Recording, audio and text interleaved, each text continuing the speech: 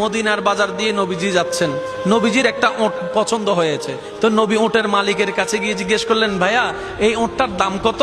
ওই দামাদামি হলো, নবী সে দামে কিনতে রাজি হলেন, কিন্তু নবীর কাছে তখন অর্থ ছিল না। তখন নবীজি ওনাকে বললেন, আপনি আমাকে ওটটা দেন, আমি এখনই গিয়ে আপনার সেই প্রাপ্যটা পাঠিয়ে দিচ্ছি। ওটের মালিক ওনাকে ওটটা দিয়ে দিলেন। আশেপাশে যারা ওটের মালিক ছিল সবাই জিজ্ঞেস করতেছে, এই পাগলা, তুমি কি যাকে ওট দিয়েছো তাকে চিনো? বলে যে না। নাম জানো? বলে যে না। পরিচয় জানো? বলে যে না। ঠিকানা জানো? না। তো তুমি যে ওটটা দিয়ে দিলা, উনি যদি ওটার টাকাটা না ফাটায় তখন তো তুমি লসের মধ্যে চলে যাবা। সে ওটের মালিক বলে, এত সুন্দর নুরানি চেহারাওয়ালা কখনো বাটপার হতে পারে না, কখনো চিটার হতে পারে না, কখনো মিথ্যুক হতে পারে না। ওনার চেহারা দেখেই তো আমি ওট বিক্রি করার আগে মনটাই বিক্রি করে দিয়েছি, মনটাই বিক্রি করে দিয়েছি, মনটাই বিক্রি করে দিয়েছি। তোমরা যাই বলো, আমার মন বলে উনি আসবেই আসবে, টাকাটা পাঠাবেই পাঠাবে। এই কথা বলতে না বলতে কিছুক্ষণ পরে নবীজির একজন সাহাবা এসে বলছেন, একটু আগে একজন ওট নিয়ে গিয়েছেন কাছ থেকে, ওটের মালিকটাকে একটু দেখতে চাই। উনি বলে যে আমার থেকে।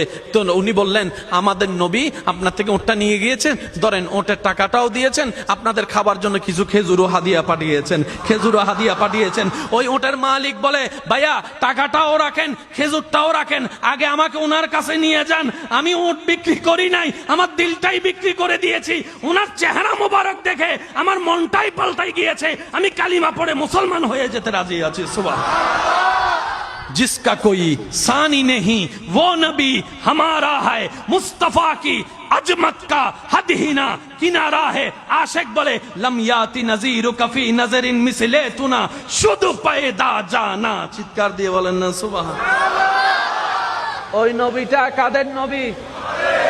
হয় নাই, সবার আওয়াজ বলেন, ওই নবীটা কাদের নবী? আমাদের কি ভাগ্য সে নবীর উম্মত হতে পেরেছে।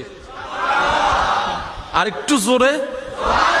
প্রত্যেকটা বান্দাকে আল্লাহ জীবনে একবার সুযোগ দেয়।